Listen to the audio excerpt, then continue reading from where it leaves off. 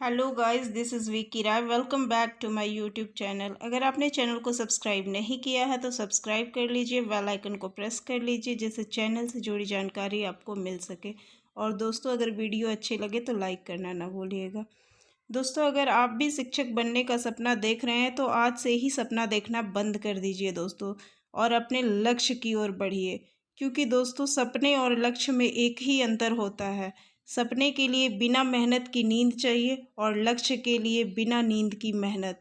तो दोस्तों, आज से ही अपने लक्ष्य को प्राप्त करने की कोशिश में लग जाइए। तो दोस्तों, आज की इस वीडियो में हम क्लास 5 की ईवीएस कंप्लीट करेंगे। इस क्लास 5 का अध्याय 1 है, कैसे पहचाना चींटी ने दोस्तों को। जानवरों में देखने, सुनने, सूंघने और महसूस करने की शक्ति होती है। तो दोस्तों, जो जानवर होते हैं उनमें देखने, सुनने, सूंघने और महसूस करने की क्षमता होती है। चींटियां चलते समय जमीन पर कुछ ऐसा गंध छोड़ती हैं जिसे सूंघकर पीछे आने वाली चींटियों को रास्ता मिल जाता है। यह फेरोमोन रसायन की गंध होती है। दोस्तों, तो जब चींटियां चलती है तो एक रसायन छोड़ती है जिससे और चींटियों को रास्ता मिल जाता है। आपने देखा होगा कि चींटियां जब चलती है कतार से चलती है, तो ये जो होता है किसके कारण होता है? फेरोमोन रसायन के कारण। कुछ नर कीड़े मकोड़े अपनी मादा कीड़ा को उसकी गंध से उससे पहचान लेते हैं। तो दोस्तों, कुछ जो मेल कीड़े मकोड़े होते हैं अपनी फीमेल को उसके गंध से ही पहचान लेते हैं। रेशम का कीड़ा अपनी मादा को उसकी गंध से कई किलोमीटर दूर से ही पहचान लेता है। दोस्तों, इसी तरह के एक कीड़े का एग्जाम्पल है रेशम का कीड़ा। ये अपनी फीमेल को कई किलोमीटर दूर से ही उसकी गंध से पहचान लेता है। मच्छर हमारे शरीर की गंध और तलवों की गंध तथा शरीर की गर्मी से आदमी को ढूंढ लेते हैं। दोस्तों, तो मच्छर जो हैं वो देख करके आदमी के पास नहीं आते कि यहाँ आदमी है तो चलो उसे काटने चलते हैं। वो जो होते हैं आदमी के शरीर की गर्मी जो है उसको फील करते हैं, या फिर उसके शरीर और तलवों की गंध से उन्हें ढूंढ लेते हैं। बाघ और कुत्ते मल मूत्र सूंघ कर यह पता लगा लेते हैं कि यहाँ पहले कोई कुत्ता आ चुका है। दोस्तों, तो बाघ और कुत्ते जो होते हैं मल मूत्र को सूंघ करके उन्हें पता लग जाता है कि पहले से यहाँ कोई बाघ या कुत्ता आ चुका है। आगे देखते हैं दोस्तों। कुछ पक्षियों के आंखों की पुतली घूमती नहीं है तो वे बार बार अपनी गर्दन हिला कर देखती हैं। पक्षियों की आंखें उनके सिर की दोनों तरफ होती हैं। ये एक ही समय में दो अलग अलग चीज़ों पर नज़र डाल सकती हैं। जब ये बिल्कुल सामने देखते हैं तो इनकी दोनों आंखें एक ही चीज़ पर होती है। तो दोस्तों, पक्षियाँ जो होती हैं, कुछ पक्षी जो होती हैं उनकी पुतली घूमती ही नहीं है। तो उन्हें क्या होता है, जब उनकी पुतली घूमेगी नहीं तो उन्हें कोई चीज़ को देखना होता है तो अपने गर्दन को बार बार लेफ़्ट राइट या फिर जहाँ भी देखना है उन्हें गर्दन को हिलाना पड़ता है। दोस्तों, तो इससे सीटेट में प्रश्न बनता है कि पक्षी जो है कोई चीज़ देखने के लिए गर्दन को इधर उधर बार बार क्यों हिलाती है? तो क्योंकि दोस्तों उसकी पुतली जो है स्थिर होती है, घूमती नहीं है। और कुछ पक्षियाँ होती हैं उनकी आँखों की पुतलियाँ घूमती हैं तो वो क्या करती हैं, एक समय में दो चीज़ों को देख पाती हैं दोस्तों। वो पक्षियाँ जो हैं एक समय में ही दो चीज़ों को देख पाती हैं, और जब ये बिल्कुल सामने देखती हैं तो इनकी दोनों आँख जो है एक ही चीज़ पर जाके टिक जाती है, एक ही चीज़ देख पाती है। आगे देखते हैं दोस्तों। बाज, चील, चमगादड़, गरुड़ और गिद्ध जैसी पक्षी हमसे 4 गुना ज़्यादा दूर से देख पाते हैं दोस्तों। तो बाज, चील, चमगादड़, गरुड़ और गिद्ध जैसे जो पक्षी होते हैं ये हमसे कितना गुना ज़्यादा देख पाते हैं? 4 गुना। दिन में जागने वाले जानवर कुछ रंगों को देख पाते हैं जबकि रात में जागने वाले जानवर को हर चीज़ सफ़ेद और काली ही दिखती है। तो दोस्तों, दिन में जागने वाले जो जानवर होते हैं उन्हें कुछ चीज़ें कलरफुल दिखाई देती हैं, और जो रात में जागने वाले जानवर होते हैं उन्हें ब्लैक एंड वाइट सारी चीज़ें दिखाई देती हैं। कुछ पक्षियों के कान दिखाई नहीं देते हैं, छोटे छोटे छेद जैसे होते हैं जो उनके पंखों से ढके होते हैं। तो दोस्तों, कुछ पक्षियाँ ऐसी होती हैं जिनके बाहरी कान दिखाई नहीं देते हैं और उनके कान जो होते हैं छेद जैसे होते हैं, इसलिए तो उनके पंखों से ढके हो जी, जो ये कान जो होते हैं छेद जैसे वो भी उनके पंखों से ढके होते हैं। सांप का बाहरी कान नहीं होता, वह जमीन पर हुए कंपन को ही सुन सकते हैं तथा यह शरीर की ऊष्मा छवि को ही देख पाते हैं। दोस्तों तो सांप का कोई बाहरी कान नहीं होता, इसलिए वो सुन नहीं सकता है। वो ज़मीन पे जब कोई इंसान चल रहा है या फिर कुछ गिरता है तो उससे जो वाइब्रेशन होती है वो उसी को फील करता है। आगे देखते हैं दोस्तों। कुछ जानवर अलग अलग तरह की आवाज़ निकालते हैं। अपने साथियों पर आई मुसीबत का संदेश देने के लिए खास आवाज़ तथा तूफान या भूकंप आने से पहले अजीब हरकतें करने लगते हैं। तो दोस्तों कुछ जानवर जो होते हैं वो क्या करते हैं, अलग अलग तरह की आवाज़ें निकालते हैं। अगर उनको अपने दोस्तों को बुलाना हो तो कुछ अलग आवाज़ निकालते हैं, और उन पे अगर कोई मुसीबत आती है तो अलग आवाज़ निकालते हैं, जिससे उनके और भी दोस्तों को या लोगों को मालूम चल जाता है कि वो क्या बोल रहा है। अंडमान में सन 2004 के दिसंबर में आए सुनामी से कुछ घंटे पहले जानवरों के अजीब व्यवहार और उनके द्वारा दी गई चेतावनी भरी आवाज़ों को अंडमान की खास आदिवासी जाति समझ गई और उन्होंने इलाका खाली कर दिया। दोस्तों अंडमान में जब सन 2004 में के दिसंबर में जब भूकंप आया था तो इस जानवरों ने, जब ये सुनामी आई थी तो जानवरों ने कुछ ऐसी ही हलचलें मचाई थी, ऐसी ही डरावनी आवाज़ें निकाली थी जिनसे अंडमान के लोगों को ये महसूस हो गया कि यहाँ पर कुछ होने वाला है, इसलिए उन्होंने पहले ही इलाका खाली कर दिया। आगे देखते हैं दोस्तों। डॉल्फिन भी अलग अलग तरह की आवाज़ निकालती है और एक दूसरे से बात करती है। वैज्ञानिकों का मानना है कि जानवरों की अपनी पूरी भाषा होती है। तो दोस्तों डॉल्फिन मछली जो है वो अलग अलग तरह की आवाज़ निकालती है और अपनी भाषा में एक दूसरे से वो लोग बात भी करते हैं। और कुछ वैज्ञानिकों का तो इतना भी मानना है कि ये जो जानवर होते हैं इनकी पूरी अपनी भाषा होती है। आगे देखते हैं दोस्तों। Sloth, very important. इससे हर बार प्रश्न बनता है दोस्तों, तो देखते हैं स्लॉथ क्या है। यह भालू जैसे दिखता है पर भालू नहीं है। ये दिन के करीब 17-18 घंटे पेड़ों से उल्टे सिर लटक कर सोते हैं। ये जिस पेड़ पर रहते हैं उसी के पत्ते खाकर पलते हैं। जब ये अपने पेड़ के पत्ते खा लेते हैं तभी वे पास के पेड़ पर जाते हैं। इस प्रकार ये मुश्किल से 8 पेड़ों पर घूम पाते हैं, क्योंकि इनका जीवन लगभग 40 वर्ष का होता है। ये सप्ताह में एक बार ही शौच करने के लिए नीचे उतरते हैं। तो दोस्तों ये स्लॉथ जो है ये बहुत ही आलसी जानवर होता है। ये भालू जैसा दिखता है पर ये भालू नहीं होता है दोस्तों। ये दिन के करीब 17-18 घंटे सोता है दोस्तों, और पेड़ पे उल्टे लटक कर सोता है। इसके पैर ऊपर होते हैं और सिर नीचे की तरफ होता है। और ये हफ्ते में एक दिन शौच के लिए पेड़ से नीचे उतरता है। और ये पूरे अपने जीवन काल में 8 पेड़, ये लोग जो है 8 पेड़ चेंज कर पाते हैं, क्योंकि इनकी आयु जो होती है बस 40 वर्ष की होती है दोस्तों। आगे देखते हैं। बाघ अंधेरे में हमसे 6 गुना बेहतर देख सकता है। बाघ की मूंछ हवा में हुए कंपन को भांप लेती है और उसे शिकार की बिल्कुल सही स्थिति का पता चल जाता है। इससे उन्हें अंधेरे में रास्ता ढूंढने में भी मदद मिलती है। दोस्तों तो जो ये बाघ होते हैं ये हमसे 6 गुना बेहतर देख पाते हैं दोस्तों।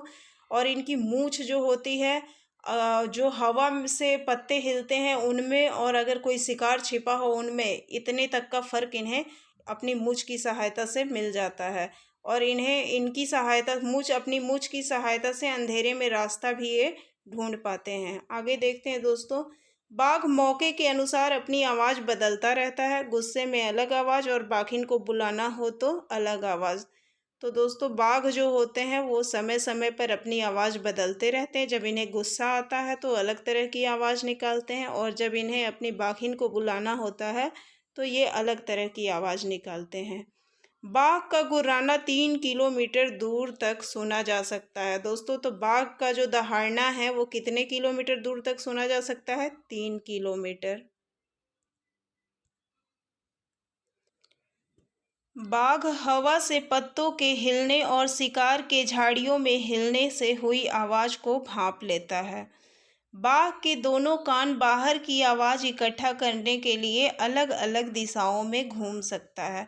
तो दोस्तों बाघ के जो दोनों कान होते हैं वो हर डायरेक्शन से आवाज़ को इकट्ठा करने के लिए अलग अलग दिशाओं में घूम सकते हैं।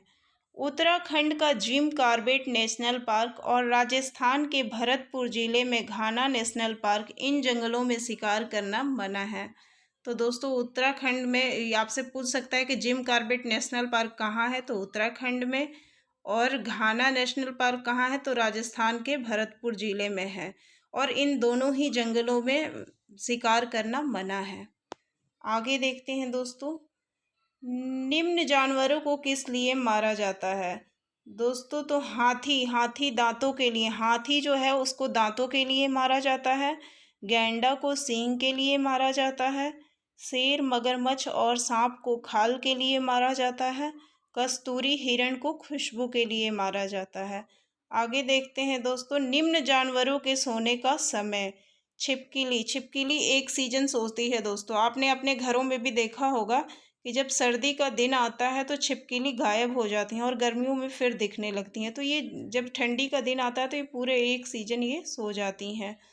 गाय जो है 4 घंटे सोती है, बिल्ली 12 घंटे सोती है, अजगर 18 घंटे सोता है, जिराफ 2 घंटे सोता है। अध्याय 2 है कहानी सपेरों की। कालबेलिया राजस्थान की सपेरों की जाति है। सांप इनकी पूंजी है जो आने वाली पीढ़ी को सौंपते हैं। ये लड़कियों को शगुन में भी सांप देते हैं। कालबेलिया नाच में भी सांप जैसी मुद्राएं होती हैं। तो दोस्तों कालबेलिया क्या है, ये राजस्थान की सपेरों की एक प्रजाति है और इनकी पूंजी दोस्तों सांप ही होती है। ये जब लड़कियों की शादी करते हैं तो शगुन में भी उन्हें क्या देते हैं, सांप ही देते हैं। और इनका जो नृत्य कालबेलिया नृत्य होता है उसमें भी सांप जैसी मुद्राएं होती हैं। आगे देखते हैं दोस्तों, नागगुफ्न एक प्रकार की रंगोली है जिसे दीवारों को सजाने के लिए सौराष्ट्र, गुजरात और दक्षिण भारत में प्रयोग किए जाते हैं। दोस्तों तो ये भी प्रश्न सीटेट में पूछा जा चुका है कि नागगुफ्न को का प्रयोग कहाँ पे करते हैं और किस लिए करते हैं। तो नागगुफ्न जो है इसका प्रयोग सौराष्ट्र, गुजरात और दक्षिण भारत में किया जाता है और ये एक प्रकार की रंगोली है जिसे दीवारों को सजाने के लिए प्रयोग किया जाता है। बीन, तुम्बा और खंजरी ये तीनों बाजे सूखी लौकी से बनाए जाते हैं। दोस्तों तो बीन, तुम्बा और खंजरी जो है ये किससे बनाए जाते हैं, सूखी लौकी से। हमारे देश में पाए जाने वाले सांपों में से केवल 4 तरह के सांप ही जहरीले होते हैं, नाग, करैत, दुबैया और अफाई। दोस्तों मोस्ट इम्पॉर्टेंट कि हमारे देश में जो है 4 ही तरह के सांप जो होते हैं विषैले होते हैं। वो कौन कौन से हैं, नाग है, करैत है, दुबैया और अफाई है। सांप के पास 2 खोखले दांत होते हैं जिसे विषदंत कहते हैं। दोस्तों सांप के पास 2 खोखले दांत होते हैं जिसे विषदंत कहा जाता है। सांप के दांत होते हैं लेकिन दोस्तों वो अपने शिकार को निगल के खाता है। सीरम एक दवा है जो सांप के जहर से बनती है। सांप के काटने पर यह दवा जहर के असर को ख़त्म करती है। तो दोस्तों जैसा कि आपने सुना होगा कि जहर ही जहर को काटता है, तो सीरम जो दवाई है वो सांप के विष से ही बनाई जाती है और सांप के काटने पर ये उसके विष को ख़त्म करती है। राजस्थान का लोक नृत्य कालबेलिया है। दोस्तों तो कालबेलिया कहाँ का लोक नृत्य है, राजस्थान का। तो दोस्तों अध्याय 3 है चखने से पचने तक। आत्रेयपुरम गांव आंध्र प्रदेश में है। तो आत्रेयपुरम गांव कहाँ है दोस्तों, आंध्र प्रदेश में। लार भोजन पचाने में सहायता करता है और भोजन पचाने हम किसकी सहायता से पचाते हैं दोस्तों, तो लार के। ग्लूकोज शुगर के रूप में हमारे शरीर को ताकत देता है। आमतौर पर पेट के अंदर 30 डिग्री सेंटीग्रेड तापमान होता है। दोस्तों तो जो हमारा पेट है उसका टेम्परेचर क्या होता है, ये सीटेट में पूछा गया है तो आप याद रखिएगा 30 डिग्री सेंटीग्रेड होता है। उड़ीसा के कालाहांडी जिले में सबसे अधिक चावल पैदा किया जाता है, वहीं वहाँ कुछ लोग भूखमरी के शिकार हैं। तो दोस्तों जो उड़ीसा का कालाहांडी जिला है वहाँ पे सबसे अधिक चावल उत्पन्न किया जाता है भारत में और वहाँ कुछ लोग भूखमरी के शिकार हैं। वहाँ के कुछ लोग जो हैं दोस्तों वो भूखमरी के शिकार हैं।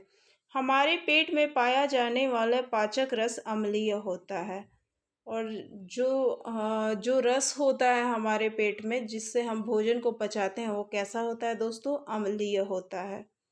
आगे देखते हैं अध्याय 4, खाए आम 12 महीने। आत्रेयपुरम गांव आंध्र प्रदेश में है। यहाँ आम पापड़ को मामीडी तांड्रा कहते हैं। यह 4 हफ्तों में बनता है। दोस्तों, तो आत्रेयपुरम गांव कहाँ है? आंध्र प्रदेश में। और यहाँ पे आम पापड़ को क्या कहते हैं? मामीडी तांड्रा कहते हैं। और आम पापड़ को बनाने में दोस्तों 4 हफ्ते समय लगता है। नमी के कारण ब्रेड में फफूंदी लग जाती है। दोस्तों, तो जो ब्रेड होता है उसमें फफूंदी किसके कारण लगती है? तो नमी के कारण। आगे देखते हैं, निम्न चीजों को कैसे सुरक्षित रखें। दूध उबाल के, दूध को दोस्तों उबाल कर सुरक्षित कुछ समय के लिए रख सकते हैं। पके चावल को कटोरे के पानी में रख के कुछ समय के लिए सुरक्षित रख सकते हैं। प्याज और अदरक को सूखे खुले स्थान में रख सकते हैं। आगे देखते हैं दोस्तों, अध्याय 5 है बीज बीज बीज। निपेंथिस। दोस्तों, तो निपेंथिस एक प्रकार का पौधा है। ये शिकारी पौधा भी इसे कहते हैं क्योंकि ये छोटे छोटे जीवों का शिकार करता है। तो देखते हैं दोस्तों, इससे सीटेट में हर साल एक प्रश्न पूछा जाता है, तो इसको ध्यान से देखिएगा। निपेंथिस यह एक मशहूर शिकारी पौधा है। यह ऑस्ट्रेलिया, इंडोनेशिया और भारत के मेघालय राज्य में पाया जाता है। दोस्तों, तो निपेंथिस जो है एक मशहूर शिकारी पौधा, और ये कहाँ पाया जाता है? ऑस्ट्रेलिया, इंडोनेशिया और भारत के मेघालय राज्य में पाया जाता है। इसका आकार लंबे घड़े जैसा होता है, जिसके ऊपर पत्ती का ढक्कन लगा रहता है। घड़े से खास खुशबू निकलती है, जिसकी वजह से कीड़े खींचे चले जाते हैं। दोस्तों, तो ये जो लंबे घड़े जैसा इसका आकार होता है और इसके ऊपर जो है पत्ती का ढक्कन लगा रहता है, और इसमें से एक खुशबू निकलती है, खास खुशबू निकलती है, जिससे कि कीड़े मकोड़े इसके पास खुद ब खुद खींचे चले जाते हैं। पौधे के ऊपर पहुंचते ही कीड़े अंदर फंस जाते हैं और बाहर नहीं निकल पाते, और जब अट्रैक्ट होकर कीड़े उस पौधे के पास पहुंचते हैं तो वो उसी में फंस जाते हैं और बाहर नहीं निकल पाते हैं। आगे देखते हैं दोस्तों, वेलक्रो। एक दिन जॉर्ज मेस्ट्रल अपने कुत्ते के साथ सैर से लौटे। उन्होंने देखा कि उन दोनों पर बीज चिपके हैं। दोस्तों, तो जॉर्ज मेस्ट्रल जो थे वो अपने कुत्ते के साथ सैर करने गए थे, तो उन्होंने लौटे जब वो वापस, तो उन्होंने क्या पाया कि उनके शरीर पर बीज चिपके हुए थे, दोनों के शरीर पे, कुत्ते के भी शरीर पर और उनके भी शरीर पे। वे हैरान हुए और झट से माइक्रोस्कोप निकाला तथा बीजों को बारीकी से देखे। दोस्तों, तो उन्होंने हैरानी से माइक्रोस्कोप निकाल करके बीजों को बारीकी से देखना शुरू कर दिया। उन्होंने पाया कि बीजों में छोटे छोटे हुक थे। यह देखकर मेस्ट्रल को आइडिया आया वेलक्रो बनाने का। तो दोस्तों, जब उन्होंने देखा कि उसमें छोटे छोटे हुक की तरह बना हुआ है, तो उनके दिमाग में, जो मेस्ट्रल जी थे उनके दिमाग में ऐसा आया कि हम इससे वेलक्रो बना सकते हैं, इससे दोनों सतह चिपक जाती है। ये स्विट्ज़रलैंड के रहने वाले थे, और मेस्ट्रल जी जो थे वो कहाँ के रहने वाले थे? स्विट्ज़रलैंड के। और वेलक्रो क्या होता है दोस्तों? जो सैंडल और जूते में चिपकाने वाला चरचर की जो आवाज़ होती है उसको ही वेलक्रो कहते हैं। आगे देखते हैं दोस्तों, कुछ पौधे स्वयं भी अपने बीजों को दूर छिटक देते हैं। जैसे सोयाबीन की फलियां पक कर सूख जाती है तो छिटक कर बिखरने लगती हैं। तो दोस्तों, कुछ पौधे जो होते हैं वो अपने आप भी अपने बीज को छिटक देते हैं। इसका एक एग्जाम्पल दे के बताया गया है कि सोयाबीन का जो पौधा होता है, इसकी फलियां जब सूख जाती हैं तो अपने आप ही इसके बीज निकल के इधर उधर फैल जाते हैं, जिससे फिर नया पौधा निकल जाता है। आगे देखते हैं दोस्तों, कौन सी सब्जी कहाँ से भारत में आई? तो कौन सी सब्जी को कहाँ से भारत में लाया गया है, देखते हैं दोस्तों। दक्षिण अमेरिका से मिर्ची, टमाटर, आलू, मूंगफली। मिर्ची, टमाटर, आलू, मूंगफली कहाँ से लाया गया है? दक्षिण अमेरिका से। अफ्रीका से कॉफ़ी, भिंडी, बीन्स। यूरोप से बंद गोभी और मटर। असम से चाय। चीन से सोयाबीन। अमेरिका के बाद। दोस्तों, तो पहले अमेरिका से सोयाबीन आता था, उसके बाद चीन से आने लगा भारत में सोयाबीन।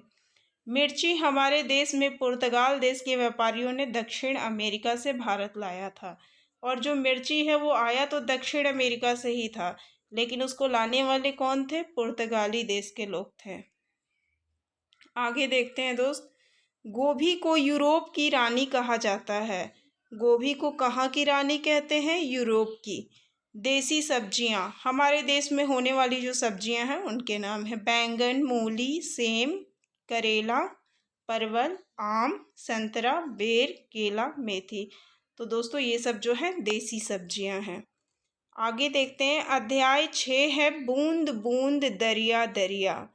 जैसलमेर जिला राजस्थान में है, जहाँ 650 वर्ष पुराना तालाब है जिसे घड़सीसर के नाम से जाना जाता है।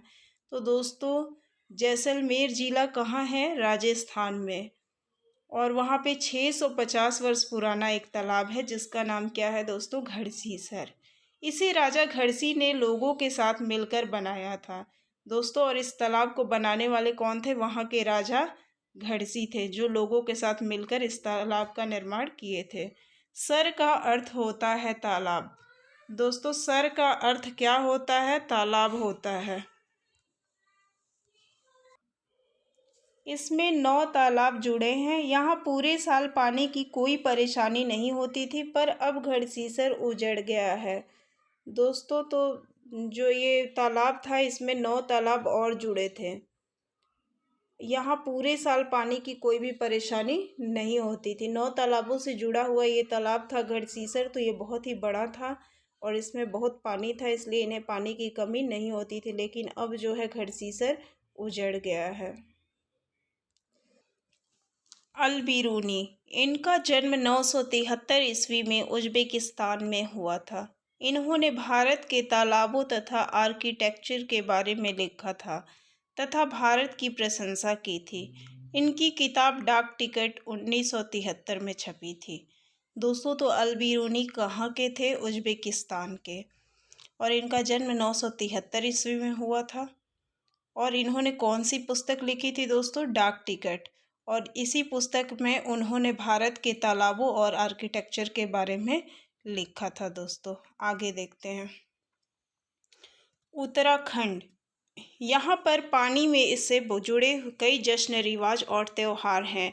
यहाँ नई दुल्हन आती है तो वह झरने या तालाब पर जाकर सिर झुकाती है, पर आजकल शहरों में दुल्हन नल के पास जाकर ही पूजा कर लेती है दोस्तों। तो पानी से जुड़े जश्न और रिवाज कहाँ पर मनाए जाते हैं? तो उत्तराखंड में।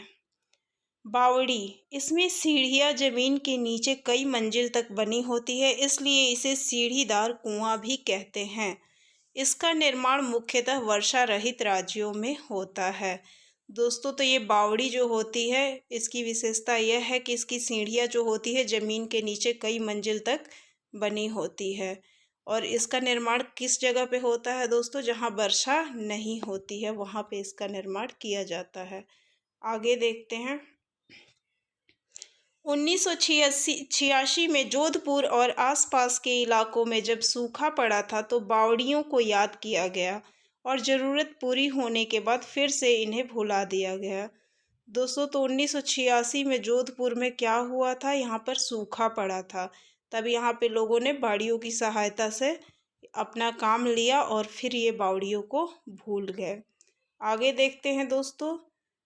तरुण भारत संघ नामक संस्था पानी के इंतजाम से जुड़ी है, जो कुआं, तालाब, जोहद का निर्माण कराती है दोस्तों। तो आपसे पूछा जा सकता है सीटेट में कि तरुण भारत संघ नामक संस्था किससे जुड़ी है? तो पानी से जुड़ी है। इसके सहायता से कुआं, तालाब और जोहद का निर्माण कराया जाता है। दड़की माई राजस्थान के अलवर जिले के एक गांव में रहती हैं। इन्होंने तरुण भारत संघ के साथ मिलकर अपने गांव में तालाब बनवाया। यह कहानी 4 गांव की कथा किताब से लिया गया है दोस्तों। तो दड़की माई ने किसकी सहायता से अपने गांव में तालाब का निर्माण कराया? बताइए आप लोग। तरुण भारत संघ के साथ मिलकर दोस्तों। पृथ्वी पर पानी सभी का साझा है। आगे देखते हैं। कुएं सूखने के कारण मोटर से पानी निकालना, झीलों का समाप्त होना तथा जमीन को सीमेंट से पक्का करना है दोस्तों। तो ये सीटेट के पेपर में एग्जैक्ट ऐसे ही पूछता है कि कुएं सूखने के कारण। ऑप्शन में आपको बहुत ऑप्शन मिलेंगे, तो जिस ऑप्शन में ये जो जो ऑप्शन में ये तीनों रहेंगे उनको आप राइट कीजिएगा, जो एक ऑड होगा उसे रॉन्ग कर दीजिएगा। आगे देखते हैं दोस्तों। अध्याय 7 है पानी के प्रयोग। मृत सागर। मृत सागर दुनिया का सबसे नमकीन सागर है। इसके लगभग 1 लीटर पानी में 300 ग्राम नमक है। इसमें हम आराम से लेटने की तरह तैर सकते हैं, क्योंकि इसके पानी का घनत्व अधिक होता है। दोस्तों, तो जो मृत सागर होता है ये दुनिया का सबसे नमकीन सागर है। इसके 1 लीटर पानी में 300 ग्राम नमक है। दोस्तों, सोचिए कितना नमकीन है। और इस पानी का घनत्व इतना ज़्यादा है कि इसमें कोई डूबता नहीं है, इसमें आराम से लेटने की तरह आप तैर सकते हैं। आगे देखिए, डांडी यात्रा। बहुत वर्षों से अंग्रेजों ने आम लोगों के नमक बनाने पर रोक लगाई थी। इस पर गांधी जी का कहना था कि जो चीज़ हमें कुदरत ने दी है उसे बनाने पर बंदिश कैसी। अहमदाबाद से डांडी के समुद्र तट जो गुजरात में है तक के यात्रा में गांधी जी ने अपने अनुयायियों के साथ नमक कानून तोड़ा। यह घटना 6 अप्रैल 1930 की है। दोस्तों, तो ये डांडी यात्रा किससे संबंधित है? तो नमक से। जब अंग्रेजों ने यहाँ के लोगों को, भारत के लोगों को नमक बनाने से मना कर दिया था, तो गांधी जी ने ये कदम उठाया कि जो हमें कुदरत ने दिया है उस पर कोई इंसान कैसे रोक लगा सकता है। तो उन्होंने अहमदाबाद से डांडी तक, समुद्र तट तक वो यात्रा किए उसी अपने अनुयायियों के साथ। तो उसी यात्रा को हम क्या कहते हैं? डांडी यात्रा के नाम से जानते हैं। यह घटना कब की है? 6 अप्रैल 1930 की है दोस्तों। आगे देखते हैं, डांडी यात्रा का संबंध नमक से है। अध्याय 8 है मच्छरों की दावत। मलेरिया। मलेरिया मादा मच्छर एनाफिलिस के काटने से फैलता है। इसकी दवाई बहुत पुराने समय से सिनकोना पेड़ की छाल से बनाई जाती है। दोस्तों, तो मलेरिया किसके काटने से होता है? मादा मच्छर एनाफिलिस के काटने से। ध्यान रखिएगा इसको, इससे भी एक प्रश्न सीटेट में बनता है। इसकी दवाई बहुत पुराने समय से सिनकोना पेड़ की छाल से बनाई जाती है। पहले तो लोग छाल को उबालकर और छानकर इस्तेमाल करते थे, लेकिन अब छाल से कुनैन नामक दवाई बनाई जाती है। दोस्तों, तो पहले जो है सिनकोना के छाल को लोग उबाल के इसके पानी को पी लेते थे मलेरिया होने पर, लेकिन अब इससे कुनैन नामक एक दवाई बनाई जाती है जिसका इस्तेमाल हम मलेरिया में करते हैं। लक्षण। ठंड लगकर कपकपी के साथ बुखार होना। तो मलेरिया के लक्षण क्या है दोस्तों? ठंड लगकर कपकपी के साथ बुखार होना। मलेरिया बरसात के मौसम में ज़्यादा फैलता है तथा मच्छरों से बचने के लिए डीडीटी का छिड़काव किया जाता है।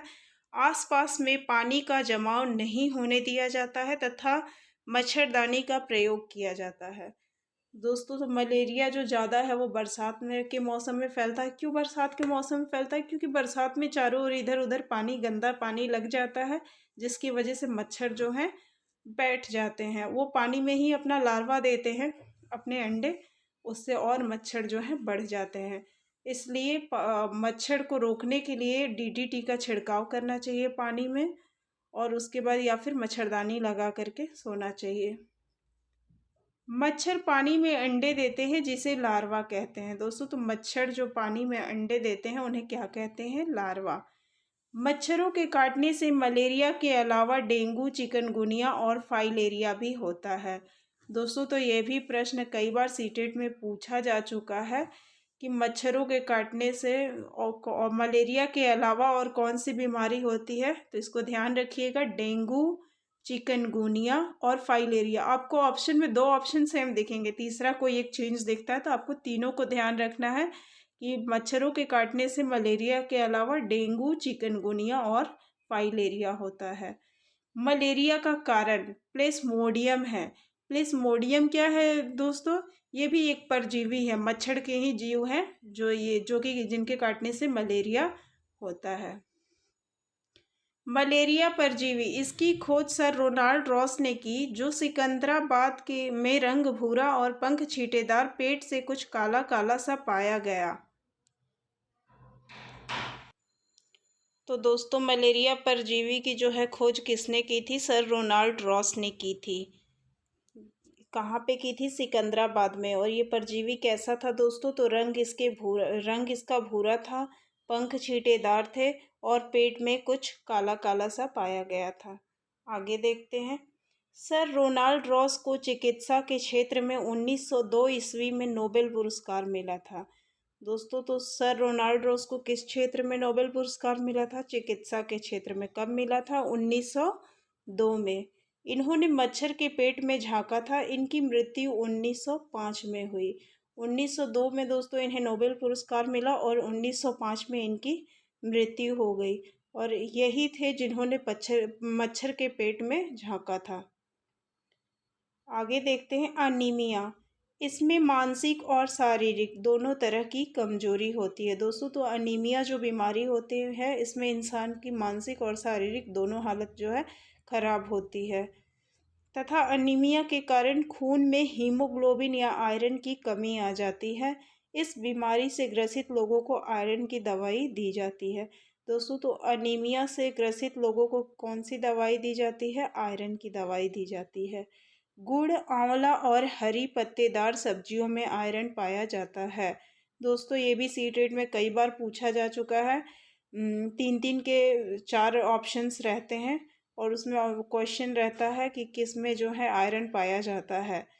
तो आप बताएंगे जिस ऑप्शन में गुड़, आंवला और हरी पत्तेदार सब्जियां होंगी उसको आप राइट करेंगे। मच्छरों के प्रजनन की रोकथाम के लिए ठहरे पानी पर तेल डालना चाहिए क्योंकि तेल ऑक्सीजन की आपूर्ति को काट देता है जिससे मच्छरों का प्रजनन थम जाता है। दोस्तों तो मच्छरों के प्रजनन को रोकने के लिए क्या करना चाहिए? ठहरे हुए पानी पर तेल डालना चाहिए क्योंकि तेल जो है दोस्तों ऑक्सीजन की आपूर्ति को काट देता है जिससे मच्छरों का प्रजनन थम जाता है। ये भी प्रश्न आता है कि जो मच्छरों के प्रजनन को रोकने के लिए पानी पर तेल का छिड़काव क्यों किया जाता है? क्योंकि तेल जो है ऑक्सीजन की आपूर्ति को काट देता है। अध्याय 9 है डायरी। कमर सीधी ऊपर चढ़ो। पहाड़ों पर हम गुरुत्वाकर्षण के विरुद्ध चढ़ते हैं तथा वहाँ की सतह भी ऊंची नीची होती है। दोस्तों तो जो हम पहाड़ों पर जब चढ़ते हैं तो हम गुरुत्वाकर्षण के विरुद्ध चढ़ते हैं, इसलिए जो है हमें ज़्यादा एनर्जी की ज़रूरत होती है पहाड़ों पर चढ़ने के लिए।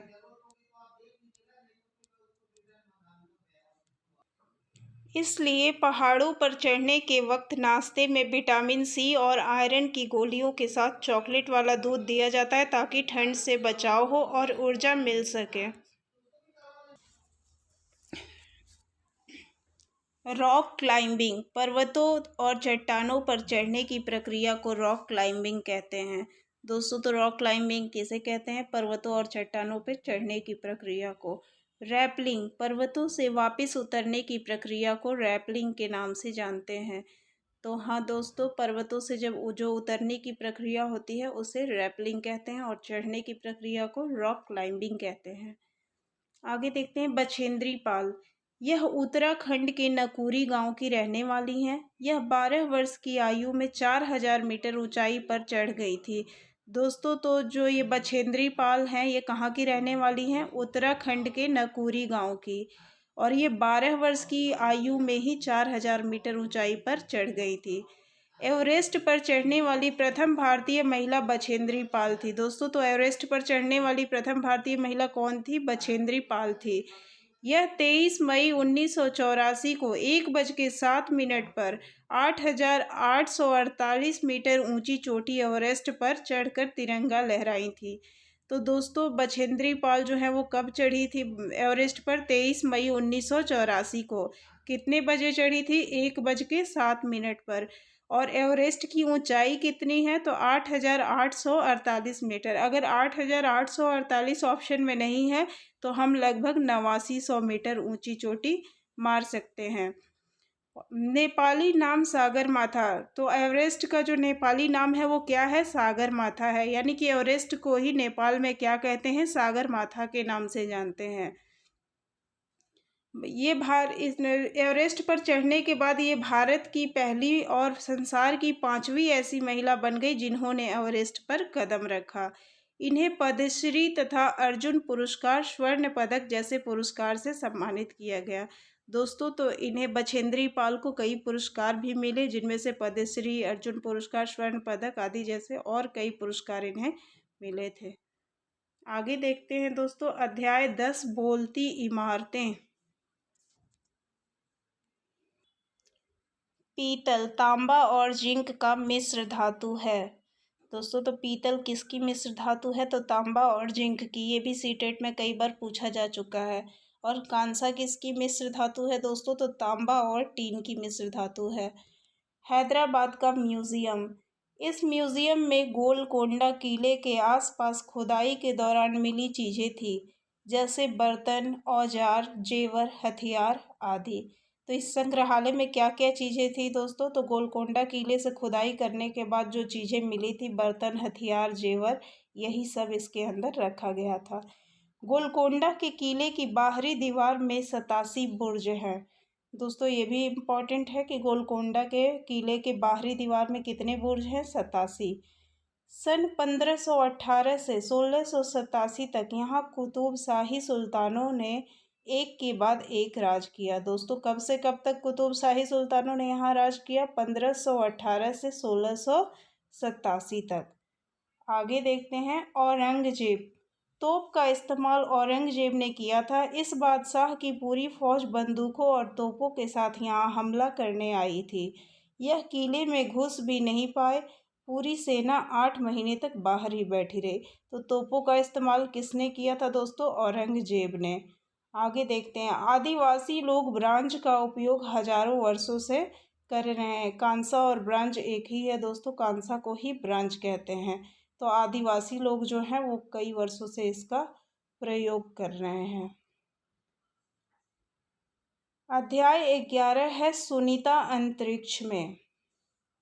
सुनीता विलियम्स। सुनीता गोताखोर बनना चाहती थी, पर बन गई हेलीकॉप्टर पायलट। तो सुनीता विलियम्स क्या थी दोस्तों? हेलीकॉप्टर पायलट थी। अंतरिक्ष में सबसे लंबे समय तक रहने वाली पहली महिला है। वे 6 महीने से भी ज़्यादा अंतरिक्ष में रही। कितने समय तक रही थी दोस्तों? 6 महीने तक। और इसके साथ ही ये अंतरिक्ष में सबसे लंबे समय तक रहने वाली प्रथम महिला बनी। ये पृथ्वी से 360 किलोमीटर दूर स्पेसशिप में गई थी। आगे देखते हैं दोस्तों, अंतरिक्ष में सभी चीज़ें वायु में तैरने लगती है क्योंकि अंतरिक्ष में गुरुत्वाकर्षण शून्य होता है। दोस्तों, तो आपसे ये पूछा जा सकता है कि अंतरिक्ष में सभी चीज़ें वायु में क्यों तैरने लगती है? क्योंकि वहाँ पे जो होता है गुरुत्वाकर्षण बल बिल्कुल 0 होता है। आगे देखते हैं, 1969 में नील आर्मस्ट्रॉन्ग चांद पर उतरने वाले पहले व्यक्ति थे। तो नील आर्मस्ट्रॉन्ग जो थे दोस्तों, चांद पर उतरने वाले पहले व्यक्ति थे। टूटता तारा उल्का पिंड होता है जो पृथ्वी के वायुमंडल में आते ही जल जाता है। दोस्तों, तो उल्का पिंड जो होता है वो वायुमंडल में आते ही क्या होता है? जल जाता है। पृथ्वी गोल है। वास्तव में पृथ्वी पर ऊपर नीचे कुछ नहीं होता, केवल सापेक्ष होता है। हम भारत के लोग अर्जेंटीना के लोगों के सापेक्ष उल्टे हैं। दोस्तों, तो पृथ्वी जो है गोल है और पृथ्वी के ऊपर नीचे कुछ नहीं होता, इसके सापेक्ष होता है। और ये प्रश्न सीटेट में पिछली बार ही पूछा गया है कि भारत के लोग जो हैं अर्जेंटीना के लोगों के सापेक्ष क्या हैं? तो उल्टे हैं। आगे देखते हैं दोस्तों, अध्याय 12 खत्म हो जाए तो। अहमदाबाद से लगभग 18 किलोमीटर दूर अडालज की बावड़ी है। तो अडालज की बावड़ी अहमदाबाद से कितनी दूर है दोस्तों? 18 किलोमीटर। भारत में असम, गुजरात, महाराष्ट्र तथा आंध्र प्रदेश में तेल के भंडार है। ये भी प्रश्न सीटेट में पूछा जाता है कि भारत में तेल के भंडार कहाँ हैं। तो इसमें से कोई ज़रूरी नहीं कि ये सारे ऑप्शन, कोई 2 भी हो सकते हैं, कोई 3 भी हो सकते हैं, इसलिए आप चारों ऑप्शंस को ध्यान से देखिएगा कि असम, गुजरात, महाराष्ट्र और आंध्र प्रदेश। जमीन के अंदर से तेल के अलावे कई तरह के खनिज जैसे कोयला, लोहा, तांबा, सोना, बॉक्साइट आदि मिलता है।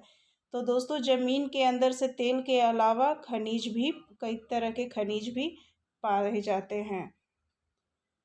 ज़मीन से निकाला गया तेल, तेल गहरे रंग का गाढ़ा बदबूदार होता है। दोस्तों तो ये भी सीटेट में पूछा जा चुका है कि ज़मीन से निकाला गया तेल कैसा होता है। तो वो तेल जो होता है गाढ़ा होता है और बदबूदार होता है, इसमें धूल मिली होती है। इन चीज़ों को अलग और साफ़ करने के लिए तेल को रिफाइनरी में भेजा जाता है। दोस्तों तो ये धूल और मिट्टी को उससे अलग, तेल से अलग करने के लिए तेल को रिफाइनरी में भेजा जाता है। प्लास्टिक और पेंट बनाने के लिए भी तेल का इस्तेमाल किया जाता है। दोस्तों प्लास्टिक और पेंट बनाने के लिए किसका प्रयोग किया जाता है? तेल का। डीजल का इस्तेमाल बस, ट्रक, ट्रैक्टर, जनरेटर आदि में किया जाता है। हमारे देश के लगभग 2/3 लोग उपले, लकड़ी, सूखी टहनी आदि का इस्तेमाल करते हैं। दोस्तों तो हमारे देश के लगभग 2/3 लोग जो हैं वो खाना बनाने के लिए लकड़ी, सूखी टहनी आदि का इस्तेमाल करते हैं। अध्याय 13 है बसेरा ऊंचाई पर। दिल्ली मुंबई से 14 किलोमीटर दूर है। दोस्तों तो दिल्ली मुंबई से कितने किलोमीटर दूर है? 1400 किलोमीटर। लोनर का अर्थ है अकेले रहने वाला। ठंडा रेगिस्तान, लेह लद्दाख को ठंडा रेगिस्तान भी कहते हैं। यहाँ सूखा समतल और ठंडा रेगिस्तान तथा बर्फ से ढके पहाड़ और सूखा ठंडा रेगिस्तानी मैदान है।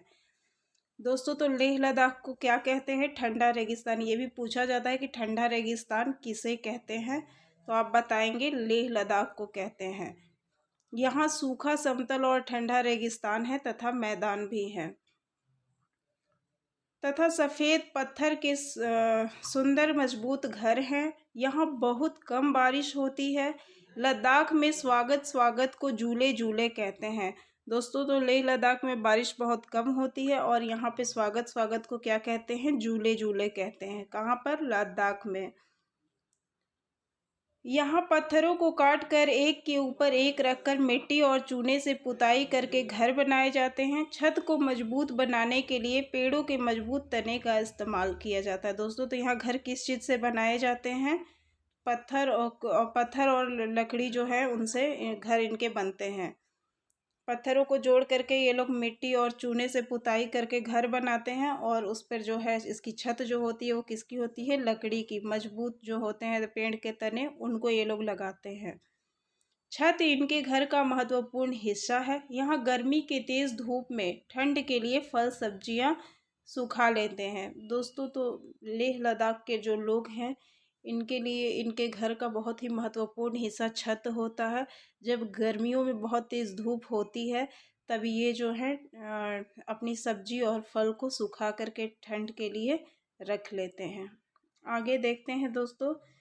सभी रेगिस्तान रेतीले और गर्म नहीं होते हैं। लद्दाख के पहाड़ों पर इतना सूखा माहौल है कि वहाँ पेड़ पौधे नहीं उग पाते हैं। यहाँ बारिश बहुत कम होती है। दोस्तों तो सभी रेगिस्तान जो होते हैं रेतीले और गर्म नहीं होते, क्योंकि लद्दाख जो है ठंडा रेगिस्तान है।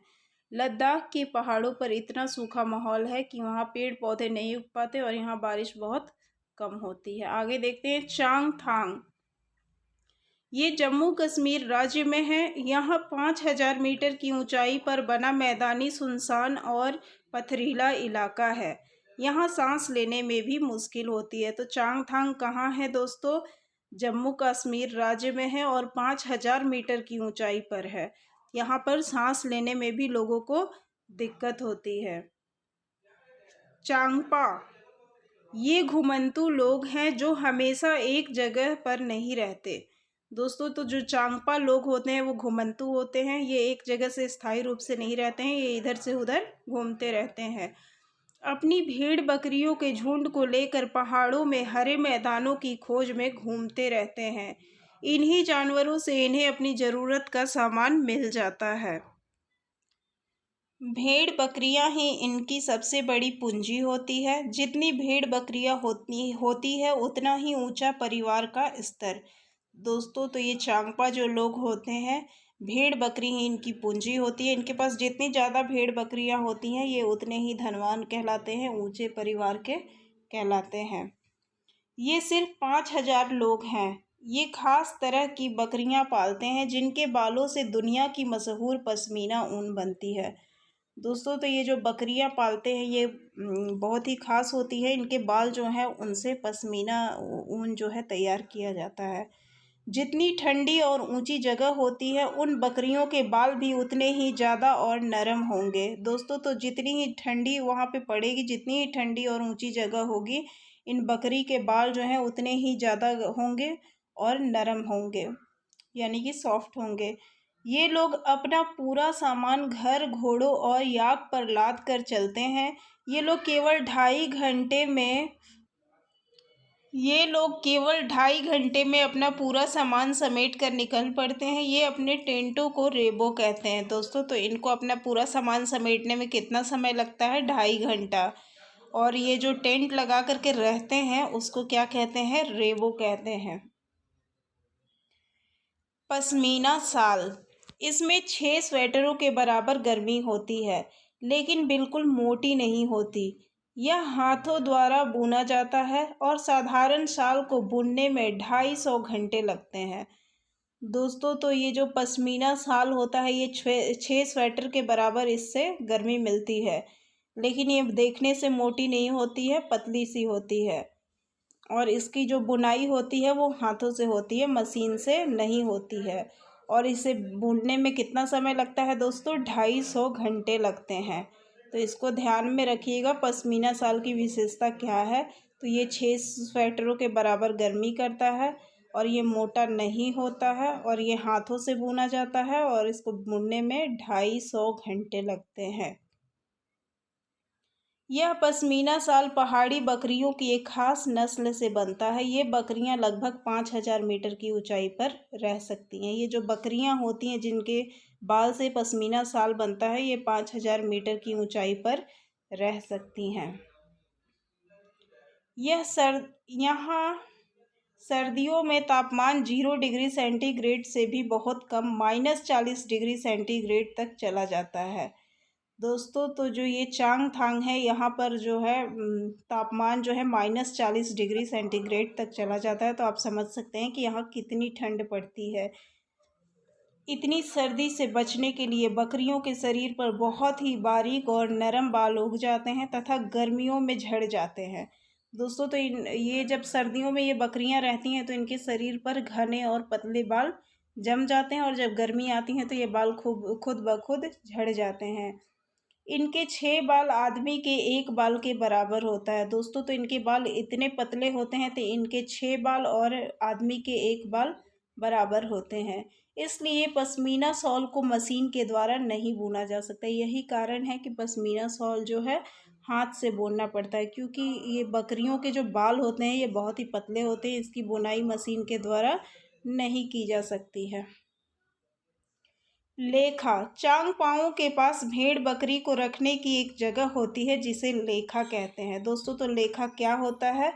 तो ये चांगपा लोग जहाँ पर अपनी भेड़ बकरियों को रखते हैं उसी को क्या कहते हैं? लेखा कहते हैं। भेड़ बकरी को ले जाने और ले आने का काम औरतें और जवान लड़कियां करती हैं। दोस्तों, तो भेड़ बकरियों को लाने और ले जाने का काम यहाँ की औरतें और जवान लड़कियां करती हैं। डल झील जम्मू कश्मीर में है। यहाँ तैरते हुए घरों को शिकारे बोलते हैं। दोस्तों, तो डल झील कहाँ है? जम्मू कश्मीर में। और शिकारे किसे कहते हैं? तो ये जम्मू कश्मीर में जो तैरते हुए घर होते हैं उन्हीं को क्या कहते हैं दोस्तों? शिकारे कहते हैं।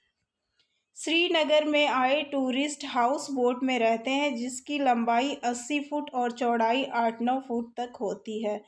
दोस्तों, तो श्रीनगर में जो टूरिस्ट आए हुए होते हैं बाहर से वो कहाँ रहते हैं? हाउस बोट में रहते हैं। हाउस बोट की लंबाई जो है 80 फुट है और चौड़ाई जो है 8-9 फुट होती है। श्रीनगर के पुराने घरों की खासियत, यहाँ जालीदार खिड़कियाँ बाहर की ओर उभरी होती हैं। इन्हें डब कहते हैं। दोस्तों, तो डब किसे कहते हैं? तो इन घरों में जो जालीदार खिड़कियां बाहर की तरफ निकली होती हैं श्रीनगर के घरों में उसे ही डब कहते हैं। यहाँ पत्थर, ईंटा और लकड़ी के घर बने होते हैं। घरों की खिड़कियों और दरवाजों पर डिज़ाइनर मेहराब बने होते हैं। आगे है देखते हैं दोस्तों अध्याय 14, जब धरती कांपी। धरती के प्लेटों के दबाव के कारण तथा ज्वालामुखी के फटने के कारण धरती में कंपन होती है, जिसे भूकंप कहते हैं। तो दोस्तों, भूकंप किसे कहते हैं? तो धरती के प्लेटों में जब दबाव होता है और दबाव के कारण ज्वालामुखी जब फटती है, तो इसी कारण से धरती कांपने लगती है, जिसे हम क्या कहते हैं? भूकंप कहते हैं। 26 जनवरी 2001 को गुजरात में आए भूकंप में कम से कम 1000 लोगों के मरने की आशंका थी। अहमदाबाद में कम से कम 150 इमारतें ढह गई और भूज की हालत इससे भी ज़्यादा खराब थी। दोस्तों, तो जब गुजरात में कब भूकंप आया था? 26 जनवरी 2001 को। इसमें 1000 लोगों के मरने की आशंका जताई गई थी और अहमदाबाद में जो है 150, सोचिए दोस्तों कि 150 इमारतें जो है वो क्या हो गई थी? ढह गई थी। और भुज में और भी ज़्यादा क्षति हुई थी। कच्छ, भुज और अहमदाबाद गुजरात में है, जहां 26 जनवरी 2001 को भूकंप आया था। तो कच्छ, भुज और अहमदाबाद ये तीनों कहाँ है दोस्तों? गुजरात में है। समाचार रिपोर्ट तैयार करने की विधि।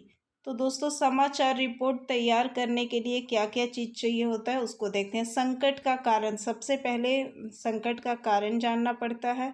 तारीख और समय, और कोई घटना किस तारीख को हुई है और किस टाइम में हुई है, ये जानना पड़ता है। किस किस तरह के नुकसान हुए, कौन कौन लोग मदद के लिए आए और जिम्मेदारी ली। अध्याय 15 है दोस्तों, उसी से ठंडा उसी से गर्म। इसके लेखक डॉक्टर जाकिर हुसैन हैं, जो हमारे देश के पूर्व राष्ट्रपति थे। दोस्तों, तो उसी से ठंडा उसी से गर्म जो कहानी है, इसके लेखक कौन थे? डॉक्टर जाकिर हुसैन हैं और ये हमारे देश के पूर्व राष्ट्रपति थे। बाली शित्ते का अर्थ है बौना। दोस्तों, तो ये भी आपसे पूछा जा सकता है कि बाली शित्ते का अर्थ क्या है, तो इसको ध्यान रखिएगा। इसका अर्थ होता है बौना। गर्म हवा हल्की होकर ऊपर उठती है, वही ठंडी हवा भारी होने के कारण नीचे आती है। तो दोस्तों, जो गर्म हवा होती है वो हल्की होने के कारण ऊपर की तरफ जाती है और ठंडी हवा भारी होने के कारण नीचे आती है। आगे देखते हैं अध्याय 16, कौन करेगा यह काम। गोरागांव महाराष्ट्र में है। आज़ादी के बाद भीमराव अंबेडकर की अगुवाई में हमारे देश का संविधान तैयार हुआ। यह गोरागांव के रहने वाले थे। दोस्तों, तो हमारा संविधान किसकी देखरेख में तैयार हुआ था? भीमराव अंबेडकर की देखरेख में। और ये कहाँ के रहने वाले थे? गोरागांव। गोरागांव दोस्तों महाराष्ट्र में है। वर्धा शहर महाराष्ट्र में है। वर्धा शहर भी कहाँ है? महाराष्ट्र में है। साबरमती गुजरात में है। सोलापुर मुंबई में है। आगे देखते हैं दोस्तों, अध्याय 17, फांद ली दीवार। बच्चू खान प्लेग्राउंड मुंबई में है, जो मुस्तफ़ा खान के नाम पर बनाया गया। दोस्तों, तो बच्चू खान प्लेग्राउंड कहाँ है? मुंबई में है। ये किसके नाम पे बनाया गया था? मुस्तफ़ा खान के। विक्टोरिया टर्मिनल स्टेशन मुंबई में है। विक्टोरिया टर्मिनल रेलवे स्टेशन कहाँ है दोस्तों? मुंबई में। अफसाना मंसूरी महाराष्ट्र के मुंबई की नागपाड़ा बास्केटबॉल एसोसिएशन की खिलाड़ी है, जिनकी उम्र कितनी है दोस्तों? 13 वर्ष। आगे देखते हैं, मुस्तफ़ा खान को बास्केटबॉल जगत के कारण अर्जुन पुरस्कार मिला था। बच्चे इन्हें बेहद चाहते थे, इसलिए उन्हें सब बच्चू खान कहते थे। दोस्तों, तो मुस्तफ़ा खान को कौन सा पुरस्कार मिला था? अर्जुन पुरस्कार। किस चीज़ के लिए? तो बास्केटबॉल जगत में मिला था। और बच्चे जो है इन्हें बहुत चाहते थे, इसलिए इनका नाम क्या पड़ा दोस्तों? बच्चू खान। अध्याय 18 है, जाएं तो जाएं कहाँ। दोस्तों, इसमें कुछ खास इम्पोर्टेंट कुछ नहीं था जिसे नोट डाउन किया जाए। तो आगे बढ़ते हैं। अध्याय 19, किसानों की कहानी, बीज की जुबानी। बाजरा का जन्म गुजरात के वनगाम में हुआ, जहां सन 1940 में लकड़ी के बक्से में नीम की पत्तियां बिछाकर कीड़ों से बचाने के लिए बीज को रखा जाता था। दोस्तों, तो बाजरा का जो जन्म है कहाँ पर हुआ? वह गुजरात के वनगाम में हुआ था। और यहाँ पर 1940 ईस्वी में जो है बक्से के अंदर नीम की पत्तियाँ बिछाकर उसके अंदर बीजों को रखा जाता था, ताकि उनमें कीड़े ना लगे। ऊंधियू। सर्दियों में गुजरात के लोग खेत में ही ताज़ी सब्जियों को मसाले के साथ एक मटके में भरते हैं। सील बंद करके कोयले के अंगारों में मटके को उल्टा रखकर सब्जी को पकाया जाता है। इस पकी सब्जी को ऊंधियू कहते हैं। दोस्तों, तो ऊंधियू क्या है? ऊंधियू जो है गुजरात की एक डिश है, जिसे कैसे बनाया जाता है? मटके में सब्जी और मसालों को भर के उसको सील को बंद कर दिया जाता है, इसके मुंह को, और कोयले की जो आग होती है उस पे इसको पलट के रख दिया जाता है। ये सब्जियां पक जाती हैं। इसको कहाँ के लोग खाते हैं? गुजरात के, और इसी डिश को ऊंधियू कहते हैं। आगे देखते हैं दोस्तों, गुजराती भाषा में उल्टा को ऊंधियू कहते हैं। क्रोटोन। क्रोटोन रंग बिरंगे पत्तों वाले पौधे हैं। इस पौधे की जड़ें जमीन के अंदर बहुत नहीं होती हैं। पानी की कमी होते ही इनके पत्ते मुरझाने लगते हैं। दोस्तों, तो क्रोटोन क्या है? ये रंग बिरंगे पत्तों वाले पौधे होते हैं। इनकी जड़ जो है ज़मीन में ऊपर की तरफ ही होती है, ज़्यादा नीचे नहीं होती है। अगर इन्हें पानी ना मिले तो इनके पत्ते तुरंत ही मुरझाने लगते हैं। आगे देखते हैं दोस्तों, अध्याय 20, किसके जंगल। कुडुक झारखंड की भाषा है। झारखंड के जंगलों में कुडुक समाज रहता है। कुडुक भाषा में तोरांग का मतलब जंगल है। यहाँ समाज और आदिवासियों की खास किताबों को संभाल कर रखा गया है। दोस्तों, तो कुडुक जो है ये बहुत ही इम्पोर्टेंट पॉइंट है, और इससे सीटेट में हर बार प्रश्न बनता है, तो इसको ध्यान से देखिएगा। कुडुक जो है वो कहाँ की भाषा है? झारखंड की। और झारखंड का जो कुडुक समाज है वो कहाँ रहता है दोस्तों? जंगलों में। और कुडुक भाषा में ये भी प्रश्न पूछा गया है सीटेट में कि कुडुक भाषा में जंगल को क्या कहते हैं दोस्तों? तो तोरांग कहते हैं। यहाँ समाज और आदिवासियों की खास किताबों को संभाल कर रखा गया है। यहाँ गाने बजाने की कई चीज़ जैसे बांसुरी और तरह तरह के ढोल आदि हैं। दोस्तों, तो यहाँ पर इस समाज की जो भी किताबें हैं उनको भी संभाल के रखा गया है, और जो भी वाद्य यंत्र वगैरह है उनको भी यहाँ पर संभाल कर रखा गया है। सूर्यमणि 21 वर्ष की थी जब उसने वासवी दीदी और कई लोगों की मदद से एक केंद्र तोरांग खोला। इसमें कुडुक भाषा की जड़ी बूटी की समझ और बांस की चीज़ें बनाने की कला बच्चों को सिखाने पर भी जोर देता है। दोस्तों, तो जो सूर्यमणि थी वो 21 वर्ष की उम्र में तोरांग केंद्र खोली थी, जिसके अंदर जो है कुडुक समाज की जड़ी बूटियों को समझाया जाता था, और बच्चों को जो है कला सिखाया जाता था कि बांस की चीज़ें कैसी बनाया जाए।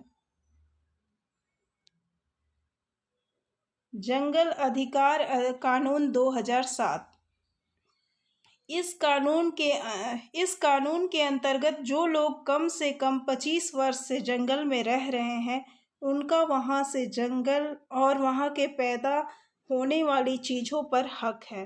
दोस्तों, तो जंगल अधिकार कानून 2007 का यह मानना है कि जो लोग कम से कम 25 वर्ष से जंगल में रह रहे हैं उनका वहाँ के जंगलों पर जो है पूरा अधिकार है। वहाँ की पैदा होने वाली चीज़ों पर भी उनका पूरा अधिकार है, और इन्हें जंगल से हटाने का किसी को कोई अधिकार नहीं है।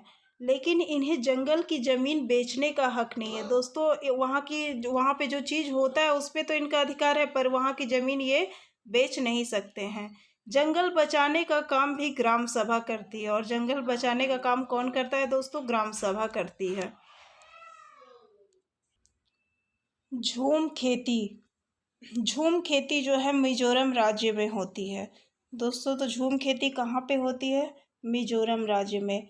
झूम खेती में एक फसल कटने के बाद ज़मीन को कुछ साल आराम करने देते हैं, उसमें खेती नहीं करते। दोस्तों, तो जब झूम की खेती में एक फसल कट जाता है तो कुछ समय के लिए उस ज़मीन को खाली कुछ सालों के लिए छोड़ देते हैं। इस जगह जो बांस या जंगल उग जाते हैं उसे उखाड़ते नहीं हैं, बस गिराकर जला देते हैं। दोस्तों, तो यहाँ पे जो भी खरपतवार उगते हैं उसे ये लोग जो है उखाड़ते नहीं हैं, बस गिरा करके इनको जला देते हैं। यह राख जमीन में खाद का काम करती है। खेती के समय जमीन को जोता नहीं जाता है, मिट्टी को हल्का से हिलाकर बीज छिड़क देते हैं। दोस्तों, तो ये जो जलाने के बाद जो राख बचती है वो खेत में ही छोड़ देते हैं, जो कि इस ज़मीन को उर्वरक करती है और खाद का काम करती है। और मिट्टी को जो है इस खेत की जुताई भी नहीं करते हैं, मिट्टी को हल्का सा हिला करके और इस पे बीज छिड़क दिया जाता है।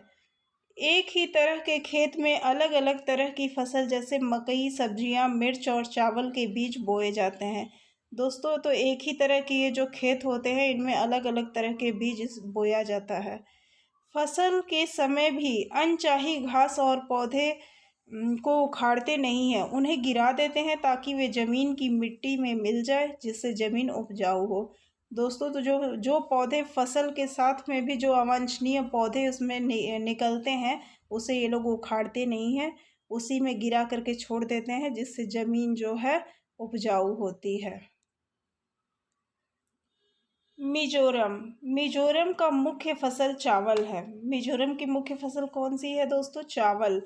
चिराओ। मिजोरम फसल पकने पर गांव में सबसे बड़ा त्योहार मनाया जाता है। सब साथ में खाना पकाते हैं, खाते हैं और चिराओ नाच भी करते हैं। दोस्तों, तो चिराओ क्या है? चिराओ नाच है। ये भी सीटेट में पूछा हुआ प्रश्न है कि चिराओ नाच कहाँ के लोग करते हैं? तो मिजोरम के लोग करते हैं।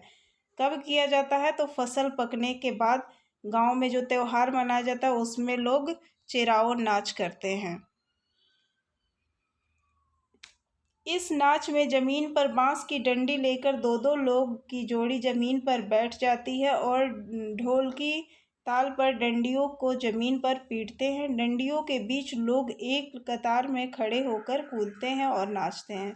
दोस्तों, तो ये चिराओ जो नाच होता है इसमें लोग कतार में आमने सामने बैठ कर के दो दो लोग और डंडियों को ज़मीन पर पीटते हैं और कुछ लोग इनके बीच में कूदते हैं। यही जो है कौन सी नाच है? चिराओ नाच। मिजोरम में लगभग 3/4 लोग जंगलों से जुड़े हैं। मिजोरम के कितने लोग जंगलों से जुड़े हैं दोस्तों? तो 3/4 लोग। एक टीन जमीन का अर्थ, ये भी सीटेट में पूछा हुआ प्रश्न है कि एक टीन जमीन का अर्थ क्या होता है?